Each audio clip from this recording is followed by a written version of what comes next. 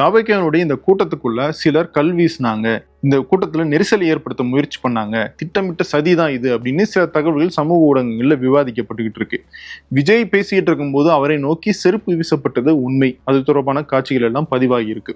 ஆனால் கல்வீச்சு நடந்ததுக்கான இந்த மாதிரியான அசம்பாவிதங்களை திட்டமிட்டு உருவாக்குறதுக்கான சம்பவங்கள் எதுவும் நடந்துச்சா அப்படின்னா அதுக்கு இது வரைக்கும் கான்கிரீட்டான எந்த விதமான எவிடன்ஸும் நமக்கு கிடைக்கல, நம்மளுடைய செய்தியாளர்களுக்கும் கிடைக்கல, அந்த மாவட்டத்தில் இருக்கிற பிற செய்தியாளர்களுக்கும் கிடைக்கல. காவல்துறையினுடைய ஏடிஜிபி டேவிட்சன் தேவாசீர்வாதமும் இதை தான் சொல்றாரு. இதுவரைக்கும் கிரெடிபிளான எந்த விதமான இன்ஃபர்மேஷனும் அப்படி கிடைக்கல அப்படிங்கிறத அவரும் பதிவு பண்றாரு.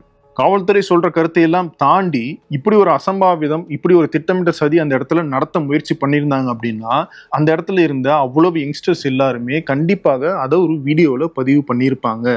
அப்படி ஏதாவது ஒரு வீடியோ வந்துச்சா அப்படின்னு பார்த்தோம்னா இப்போ வரைக்கும் எந்த விதமான ஒரு வீடியோ ஆதாரமும் வெளியாகல. அதனால அந்த இடத்துல திட்டமிட்டு கல்வீச்சோ அங்க ஒரு அசம்பாவிதத்தை ஏற்படுத்தணும் அப்படிங்கிற நோக்கத்தோடையோ யாரும் செயல்பட்டதாக எந்த விதமான ஆதாரங்களும் இப்போ வரைக்கும் நமக்கு கிடைக்கல.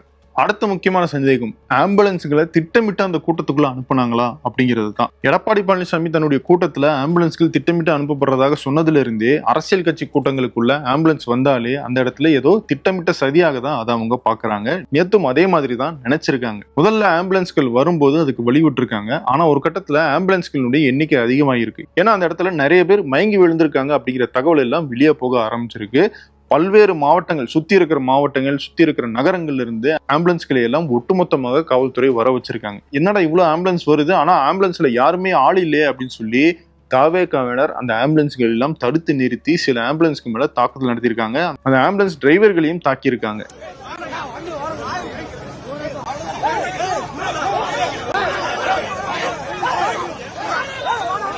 அப்படி ஆம்புலன்ஸுகளை தடுத்து நிறுத்தினவங்களை போலீசார் தடியடி நடத்தி கலைச்சிட்டு அவங்க வந்த கார்களையும் பறிமுதல் செஞ்சு வச்சிருக்காங்க.